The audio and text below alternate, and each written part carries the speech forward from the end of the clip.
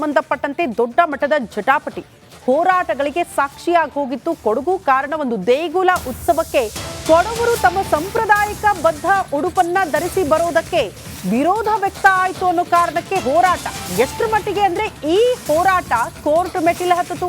ಕೋರ್ಟ್ನಿಂದ ಮಧ್ಯಂತರ ಆದೇಶ ಬಂದ ಬಳಿಕ ಈಗ ಸಾಂಪ್ರದಾಯಿಕ ವಸ್ತ್ರದಲ್ಲಿ ದೇಗುಲಕ್ಕೆ ಕೊಡವರು ಎಂಟ್ರಿ ಕೊಟ್ಟಿದ್ದಾರೆ ಅನ್ನೋದ್ರ ಡೀಟೇಲ್ಸ್ ಸದ್ಯ ಸಿಗ್ತಾ ಇದೆ. ಕಟ್ಟೆಮಾಡು ಮಹಾಮೃತ್ಯುಂಜಯ ದೇಗುಲದಲ್ಲಿ ವಿಶೇಷ ಪೂಜೆಗೆ ಕೊಡವರು ಮುಂದಾಗಿದ್ದಾರೆ. ಹೈಕೋರ್ಟ್ ಮಧ್ಯಂತರ ಆದೇಶದ ಹಿನ್ನೆಲೆ ದೇವಾಲಯಕ್ಕೆ ಕೊಡವರು ಎಂಟ್ರಿ ಹಾಕಿದ್ದಾರೆ ಅನ್ನೋದ್ರ ಡೀಟೇಲ್ ಸಿಗ್ತಾ ಇದೆ. ನಿಷೇಧಾಜ್ಞೆ ಇರೋದ್ರಿಂದ 4 ಜನ ಮಾತ್ರ ದೇಗುಲ ಪ್ರವೇಶಕ್ಕೆ ಅವಕಾಶ ಇತ್ತು. 4 ಜನ ಬಂದಿದ್ದಾರೆ ಕೊಡವರ ಕಡೆಯಿಂದ ಅನ್ನೋದ್ರ ಡೀಟೇಲ್ ಸದ್ಯ ಸಿಗ್ತಾ ಇದೆ. ದೇಗುಲದ ಉತ್ಸವ ಕಾರ್ಯಕ್ರಮ ಕೊಡವರು ತಮ್ಮ ಸಾಂಪ್ರದಾಯಿಕ ಉಡುಪು ಧರಿಸಿ ಬರೋದಕ್ಕೆ ಅರೆಭಾಷಿಕ ಜನಾಂಗದವರು ವಿರೋಧ ಮಾಡಿದ್ರು ಅನ್ನೋ ಕಾರಣಕ್ಕೆ ಹೋರಾಟ, ಪಾದಯಾತ್ರೆ, ಸಮಾವೇಶದ ಮೂಲಕ ಕೊಡವರು ತಮ್ಮ ಶಕ್ತಿ ಪ್ರದರ್ಶನ ಮಾಡಿದ್ರು. ಈ ಹೋರಾಟ ನಂತರ ಕೋರ್ಟ್ ಮೆಟ್ಟಿಲು ಹತ್ತಿತು.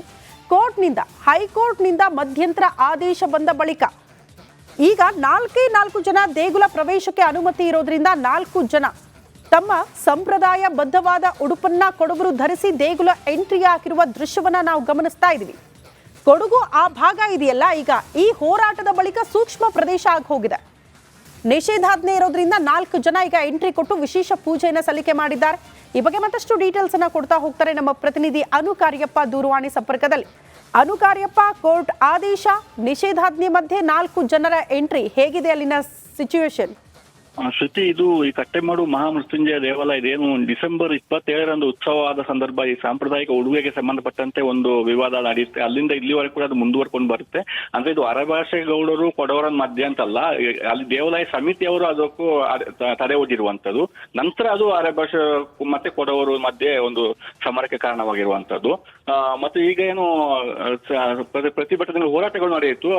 ಗೌಡ ಸಮುದಾಯದವರು ಕೂಡ ಸಮಾವೇಶ ಮಾಡಿದ್ರು, ಮತ್ತೆ ಕೊಡವ ಸಮುದಾಯದವರು ಕೂಡ ಒಂದು ಪಾದಯಾತ್ರೆಯನ್ನು ಮಾಡಿದರು. ನಂತರ ಅದರ ಮಧ್ಯೆ ಕೆಲವರು ಕೋರ್ಟಿಗೆ ಹೋಗಿದ್ರು, ಹೈಕೋರ್ಟಿಗೆ. ಅಲ್ಲಿ ಹೈಕೋರ್ಟ್ ಒಂದು ಮಧ್ಯಂತರ ಆದೇಶ ಕೊಡ್ತು, ಅಂದ್ರೆ ಸಾಂಪ್ರದಾಯಿಕ ಉಡುಗೆಯಲ್ಲಿ ಅಲ್ಲಿಗೆ ಪ್ರವೇಶ ಮಾಡಬಹುದು, ಪೂಜೆ ಮಾಡಬಹುದು ಅಂತ ಹೇಳಿ ಆ ಮಧ್ಯಂತರ ಆದೇಶ. ಮತ್ತೆ ಈ ತಿಂಗಳು 27ಕ್ಕೆ ಮತ್ತೆ ಅದು ಹೈಕೋರ್ಟ್ ವಿಚಾರಣೆಗೆ ಬರುತ್ತೆ. ಅಲ್ಲಿವರೆಗೆ ಪ್ರವೇಶ ಮಾಡಬಹುದು ಅಂತ ಇದೆ. ಅದರಿಂದ ಪ್ರಥಮ ಹಂತದಲ್ಲಿ ಅಂದ್ರೆ ಈಗ ನಿಷೇಧಾಜ್ಞೆ ಜಾರಿಯಲ್ಲಿದೆ. ಅಲ್ಲಿ ದೇವಾಲಯದ 200 ಮೀಟರ್ ವ್ಯಾಪ್ತಿಯಲ್ಲಿ ನಿಷೇಧಾಜ್ಞೆ ಇದೆ. ಅದರಿಂದ 5ಕ್ಕಿಂತ ಹೆಚ್ಚು ಜನ ಸೇರಬಾರ್ದಲ್ಲಿ. ಅದರಿಂದ 4 ಜನರು ಮಾತ್ರ ಪ್ರಥಮ ಹಂತದಲ್ಲಿ ಹೋಗಿ ದೇವಾಲಯಕ್ಕೆ ಹೋಗಿ ಪೂಜೆ ಮಾಡಿ ಬಂದಿರುವಂತದ್ದು. ಮತ್ತೆ ಮಧ್ಯೆ 4 ಅಥವಾ 5 ಜನ ಹೋಗಿ ಬರುವಂತ ಒಂದು ಪ್ಲಾನ್ ಅವ್ರು ಮಾಡ್ಕೊಂಡಿದ್ದಾರೆ, ಈ ರೀತಿ ಹೋಗುವಂತ. ಮತ್ತೆ 27ಕ್ಕೆ ಏನಾಗುತ್ತೆ ಹೈಕೋರ್ಟ್ ಅಲ್ಲಿ ಅಂತೇಳಿ ಕಾದು ನೋಡುವ ತಂತ್ರವನ್ನು ಕೂಡ ಅನುಸರಿಸ್ತಾ ಇದ್ದಾರೆ. ಮತ್ತೆ ಈ ಮಧ್ಯೆ ಮಡಿಕೇರಿ ತಹಸೀಲ್ದಾರ್ ಅವರು ಕೂಡ ಹೋಗಿ ಒಂದು ಸಭೆಯನ್ನು ಕೂಡ ಮಾಡಿದ್ದಾರೆ. ದೇವಾಲಯ ಸಮಿತಿ ಸೇರಿಸಿ ಒಂದು ಸಭೆ ಮಾಡಿದ್ದಾರೆ. ಮತ್ತೆ ಯಾವುದೇ ಅಡಚಣೆ ಮಾಡಬಾರ್ದು, ಈ ರೀತಿ ಹೈಕೋರ್ಟ್ ಆದೇಶ ಇದೆ, ಯಾರು ತೊಂದರೆ ಮಾಡಬಾರ್ದು, ಅವ್ರು ಬಂದು ಪೂಜೆ ಮಾಡ್ಕೊಂಡು ಹೋಗ್ಬಹುದು ಅಂತ ಹೇಳುವಂತದ್ದು ಒಂದು ಅವರಿಂದ ಅವರಿಗೆ ಹೇಳುವಂತ ಕೆಲಸವನ್ನು ಕೂಡ ಮಾಡಿದ್ದಾರೆ. ನಂತರ ಈ ಎಲ್ಲ ಬೆಳವಣಿಗೆಗಳು ನಡೆದಿರುವಂತದ್ದು. ಮತ್ತೆ ಫೆಬ್ರವರಿ 27ಕ್ಕೆ ಹೈಕೋರ್ಟ್ ಅಲ್ಲಿ ಏನು ವಿಚಾರಣೆ ಇದೆ, ಅಲ್ಲಿ ಏನಾಗುತ್ತೆ ಅಂತ ಹೇಳಿ ಎಲ್ಲರ ಚಿತ್ತ ಆ ಕಡೆ ಆದಿದೆ. ಶ್ರುತಿ, ಓಕೆ ಅನು ಕಾರ್ಯಪ್ಪ, ಧನ್ಯವಾದಗಳು ತಮ್ಮೆಲ್ಲ ಮಾಹಿತಿಗೆ. ಸಂಬಂಧಪಟ್ಟಂತೆ ದೊಡ್ಡ ಮಟ್ಟದ ಜಟಾಪಟಿ ಹೋರಾಟಗಳಿಗೆ ಸಾಕ್ಷಿಯಾಗಿ ಹೋಗಿತ್ತು ಕೊಡಗು. ಕಾರಣ ಒಂದು ದೇಗುಲ ಉತ್ಸವಕ್ಕೆ ಕೊಡವರು ತಮ್ಮ ಸಾಂಪ್ರದಾಯಿಕ ಬದ್ಧ ಉಡುಪನ್ನ ಧರಿಸಿ ಬರೋದಕ್ಕೆ ವಿರೋಧ ವ್ಯಕ್ತ ಆಯಿತು ಅನ್ನೋ ಕಾರಣಕ್ಕೆ ಹೋರಾಟ ಎಷ್ಟರ ಮಟ್ಟಿಗೆ ಅಂದ್ರೆ ಈ ಹೋರಾಟ ಕೋರ್ಟ್ ಮೆಟ್ಟಿಲು ಹತ್ತಿತು. ಕೋರ್ಟ್ನಿಂದ ಮಧ್ಯಂತರ ಆದೇಶ ಬಂದ ಬಳಿಕ ಈಗ ಸಾಂಪ್ರದಾಯಿಕ ವಸ್ತ್ರದಲ್ಲಿ ದೇಗುಲಕ್ಕೆ ಕೊಡವರು ಎಂಟ್ರಿ ಕೊಟ್ಟಿದ್ದಾರೆ ಅನ್ನೋದ್ರ ಡೀಟೇಲ್ ಸದ್ಯ ಸಿಗ್ತಾ ಇದೆ. ಕಟ್ಟೆಮಾಡು ಮಹಾಮೃತ್ಯುಂಜಯ ದೇಗುಲದಲ್ಲಿ ವಿಶೇಷ ಪೂಜೆಗೆ ಕೊಡವರು ಮುಂದಾಗಿದ್ದಾರೆ. ಹೈಕೋರ್ಟ್ ಮಧ್ಯಂತರ ಆದೇಶದ ಹಿನ್ನೆಲೆ ದೇವಾಲಯಕ್ಕೆ ಕೊಡವರು ಎಂಟ್ರಿ ಹಾಕಿದ್ದಾರೆ ಅನ್ನೋದ್ರ ಡೀಟೇಲ್ ಸಿಗ್ತಾ ಇದೆ.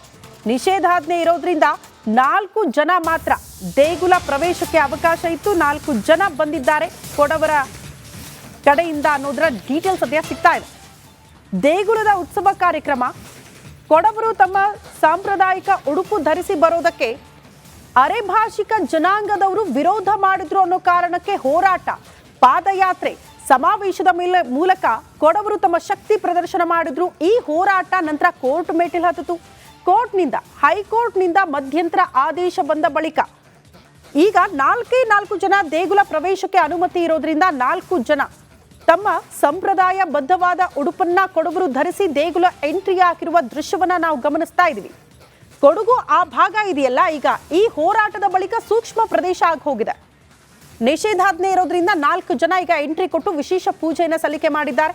ಈ ಬಗ್ಗೆ ಮತ್ತಷ್ಟು ಡೀಟೇಲ್ಸ್ ಅನ್ನ ಕೊಡ್ತಾ ಹೋಗ್ತಾರೆ ನಮ್ಮ ಪ್ರತಿನಿಧಿ ಅನು ಕಾರ್ಯಪ್ಪ ದೂರವಾಣಿ ಸಂಪರ್ಕದಲ್ಲಿ. ಅನು ಕಾರ್ಯಪ್ಪ, ಕೋರ್ಟ್ ಆದೇಶ, ನಿಷೇಧಾಜ್ಞೆ ಮಧ್ಯೆ 4 ಜನರ ಎಂಟ್ರಿ, ಹೇಗಿದೆ ಅಲ್ಲಿನ ಸಿಚುವೇಶನ್? ಶ್ರುತಿ, ಇದು ಈ ಕಟ್ಟೆಮಾಡು ಮಹಾಮೃತ್ಯುಂಜಯ ದೇವಾಲಯ ಇದೇನು ಡಿಸೆಂಬರ್ 27ರಂದು ಉತ್ಸವವಾದ ಸಂದರ್ಭ ಈ ಸಾಂಪ್ರದಾಯಿಕ ಉಡುಗೆಗೆ ಸಂಬಂಧಪಟ್ಟಂತೆ ಒಂದು ವಿವಾದ ನಡೆಯುತ್ತೆ. ಅಲ್ಲಿಂದ ಇಲ್ಲಿವರೆಗೂ ಕೂಡ ಅದು ಮುಂದುವರ್ಕೊಂಡು ಬರುತ್ತೆ. ಅಂದ್ರೆ ಇದು ಅರೆಭಾಷೆ ಗೌಡರು ಕೊಡವರ ಮಧ್ಯ ಅಂತಲ್ಲ, ಅಲ್ಲಿ ದೇವಾಲಯ ಸಮಿತಿಯವರು ಅದಕ್ಕೂ ತಡೆ ಒಡ್ಡಿರುವಂತದ್ದು. ನಂತರ ಅದು ಅರೆಭಾಷೆ ಮತ್ತೆ ಕೊಡವರು ಮಧ್ಯೆ ಒಂದು ಸಮರಕ್ಕೆ ಕಾರಣವಾಗಿರುವಂತದ್ದು. ಮತ್ತೆ ಈಗ ಏನು ಪ್ರತಿಭಟನೆ ಹೋರಾಟಗಳು ನಡೆಯಿತು.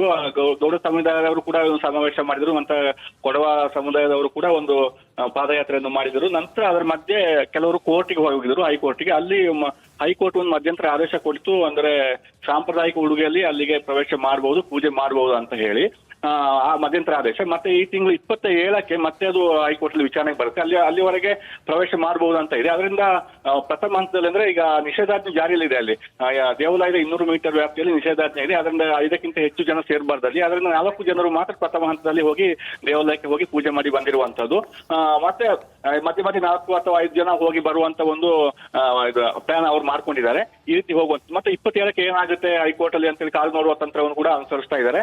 ಮತ್ತೆ ಈ ಮಧ್ಯೆ ಮಡಿಕೇರಿ ತಹಸೀಲ್ದಾರ್ ಅವರು ಕೂಡ ಹೋಗಿ ಒಂದು ಸಭೆಯನ್ನು ಕೂಡ ಮಾಡಿದ್ದಾರೆ. ದೇವಾಲಯ ಸಮಿತಿ ಸೇರಿಸಿ ಒಂದು ಸಭೆ ಮಾಡಿದ್ದಾರೆ. ಮತ್ತೆ ಯಾವುದೇ ಅಡಚಣೆ ಮಾಡಬಾರ್ದು, ಈ ರೀತಿ ಹೈಕೋರ್ಟ್ ಆದೇಶ ಇದೆ, ಯಾರು ತೊಂದರೆ ಮಾಡಬಾರ್ದು, ಅವಾಗ ಬಂದು ಪೂಜೆ ಮಾಡ್ಕೊಂಡು ಹೋಗ್ಬಹುದು ಅಂತ ಹೇಳುವಂತದ್ದು ಅವರಿಂದ ಅವರಿಗೆ ಹೇಳುವಂತ ಕೆಲಸವನ್ನು ಕೂಡ ಮಾಡಿದ್ದಾರೆ. ನಂತರ ಈ ಎಲ್ಲ ಬೆಳವಣಿಗೆಗಳು ನಡೆದಿರುವಂತದ್ದು. ಮತ್ತೆ ಫೆಬ್ರವರಿ 27ಕ್ಕೆ ಹೈಕೋರ್ಟ್ ಅಲ್ಲಿ ಏನು ವಿಚಾರಣೆ ಇದೆ, ಅಲ್ಲಿ ಏನಾಗುತ್ತೆ ಅಂತ ಹೇಳಿ ಎಲ್ಲರ ಚಿತ್ತ ಆ ಕಡೆ ಆದಿದೆ.